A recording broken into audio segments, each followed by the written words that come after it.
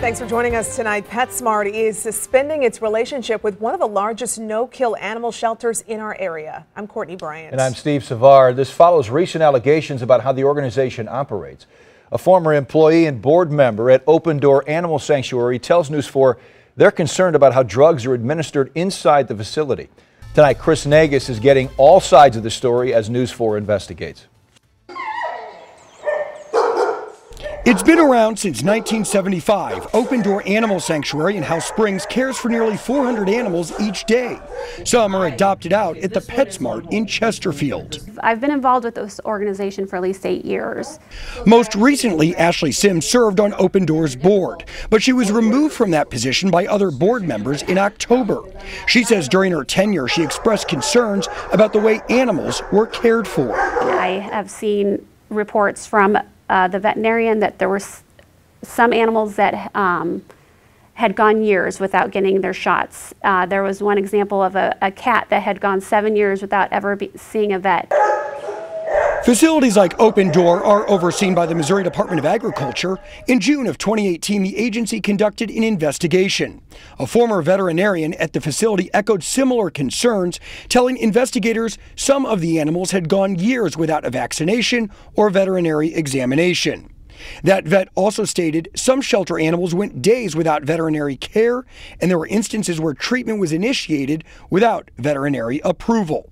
Some of Sims' concerns focused on the organization's executive director, Tracy Quackenbush. The board is very aware that employees the executive director has given rabies shots to animals and has also given employees, told them to give rabies shots to animals. The state is clear it's not illegal for someone other than a veterinarian to administer a rabies vaccine. However, a veterinarian must administer rabies vaccinations for it to be considered an official rabies vaccination. The allegation that Quackenbush and another individual were administering rabies vaccine was not substantiated during the state investigation. Open Door staff denied it, and 3 veterinarians stated they were personally administering the vaccines.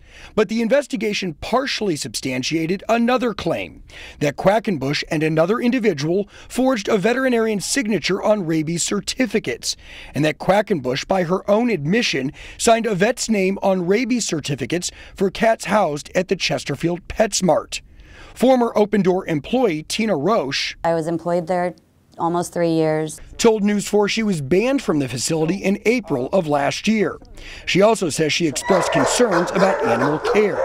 Rose shared a story about what happened after she was bit by a dog at the facility. Bites happen all the time, and anytime that anybody would be bit, Tracy would just say to get cephalexin out of the dog kennels.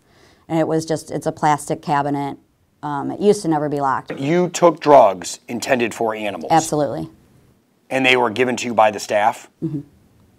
As opposed to going to the urgent care? Correct. Because so it was... They have to pay the copay. Correct. We were made to feel guilty if we would go to urgent care because of the copay.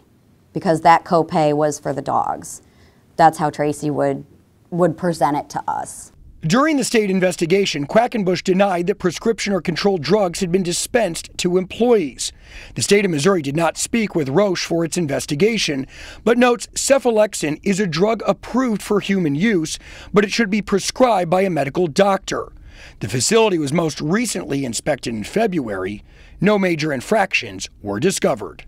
Today we received a response from Tracy Quackenbush. She calls the allegations false and is saddened a former employee and volunteer would try to discredit the organization. She said they had no knowledge of any medical care or medications taken by Roche after she was bit, and adds non-veterinary staff are not permitted to administer rabies vaccine, but says there were isolated incidents where veterinarians didn't fully complete rabies documentation when the shots were given, but that procedure has been corrected. As for now, PetSmart says Open Door can't facilitate adoptions at their facility until they are declared in good standing. Late this afternoon, an Open Door representative made it clear all cats at PetSmart got rabies shots, and they will work with the company to remedy any concerns. Chris Nagus, News 4.